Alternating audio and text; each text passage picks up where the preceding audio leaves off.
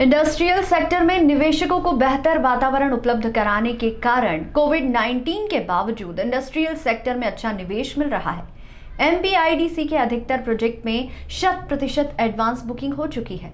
Expressway और air cargo की सुविधा मिलने के बाद ये निवेश और बढ़ने की संभावना है। एमपीआईडीसी फार्मा के साथ ही ऑटोमोबाइल और लॉजिस्टिक हब पर अधिक फोकस कर रहा है। कोरोना के दौर में सबसे अधिक मार इंडस्ट्रियल सेक्टर पर पड़ी है। देश के कई इंडस्ट्रियल सेक्टर तो बंद होने की कगार पर है, लेकिन Madhya Pradesh industrial development corporation यानी एमपीआईडीसी द्वारा बेहतर निवेश वातावरण उपलब्ध कराए जाने के कारण न सिर्फ लोकल निवेशक आकर्षित हो रहे हैं, बल्कि देश और विदेश की बड़ी कंपनियां भी सूबे में निवेश कर रही है।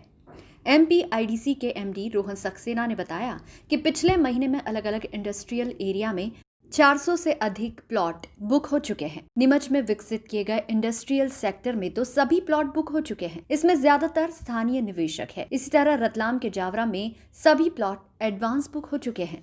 बुरहानपुर में भी 60% से अधिक बुकिंग हो चुकी है। देखिए, जैसा कि आपको पता है कि एमपीआईडीसी इंडस्ट्रियल डेवलपमेंट के लिए काम करता है और जो एमपी का जो मैक्सिमम इंडस्ट्रियल डेवलपमेंट वर्तमान में इंदौर और इसके आसपास के जो क्षेत्र हैं वहाँ पे कॉन्सेंट्रेट रहा है, ये ट्रेडिशनली रहा है। इसी को आगे बढ़ाते हुए हम लोगों ने जो इंडस्ट्रियल डेवलपमेंट है, इंडस्ट्रियल इन्वेस्टमेंट है पोस्ट कोविड में, उसको कॉन्सेंट्रेट किया है।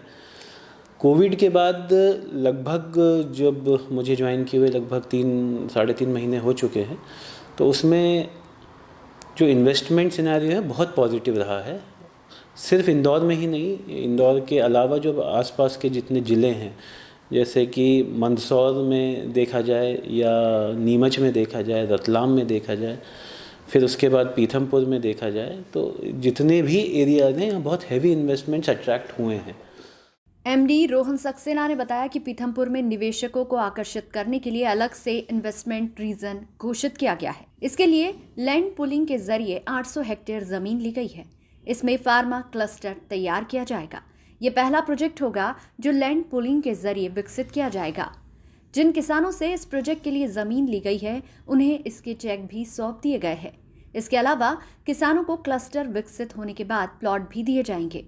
उन्होंने बताया कि पीथमपुर के स्पेशल इकोनॉमिक जोन में बड़ी संख्या में फार्मा कंपनियां काम कर रही है, जब विस्तार करना चाहती है। ऐसे में अगर इन कंपनियों की तरफ ध्यान नहीं दिया गया तो ये सभी कंपनियां दूसरे राज्यों में अपने प्रोजेक्ट को विस्तार दे सकती है।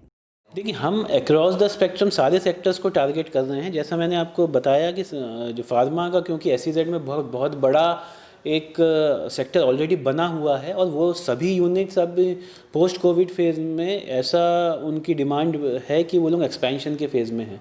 लगातार उनकी तरफ से हमको ये डिमांड आ रही है कि हमको एक्सपेंशन करना है। तो एक बना बनाया सेक्टर हमारे पास है, जिसको अगर हमने अभी टैप नहीं किया तो ये चांसेस है कि कहीं और डाइवर्ट हो सकता है। तो हमारी पूरी कोशिश है कि इनके जो भी एक्सपेंशन फार्मा सेक्टर में हो वो यहीं पे कॉन्सेंट्रेटेड रहे और हम एक सेक्टर के रूप में डेवलप कर सकें। दूसरा, मैंने आपको बताया ऑटोमोबाइल सेक्टर पे हम ज़्यादा फोकस कर रहे हैं, क्योंकि वो एक लेबर इंटेंसिव वर्क है, उससे एम्प्लॉयमेंट बहुत मिलता है, साथ ही साथ उसकी एंसिलरीज जो डेवलप होती हैं उससे भी बहुत ज़्यादा एम्प्लॉयमेंट और इकोनॉमी में बूस्ट मिलता है। इंदौर में एयर कार्गो की शुरुआत भी जल्द होने वाली है। इसके अलावा भविष्य में एक्सप्रेस वे भी तैयार होगा। इन दोनों प्रोजेक्ट के पूरा होने के बाद इंडस्ट्रियल सेक्टर में और डिमांड बढ़ने की संभावना है। खबरों में फिलहाल इतना ही। लगातार न्यूज अपडेट्स के लिए देखते रहिए मृदुभाषी न्यूज।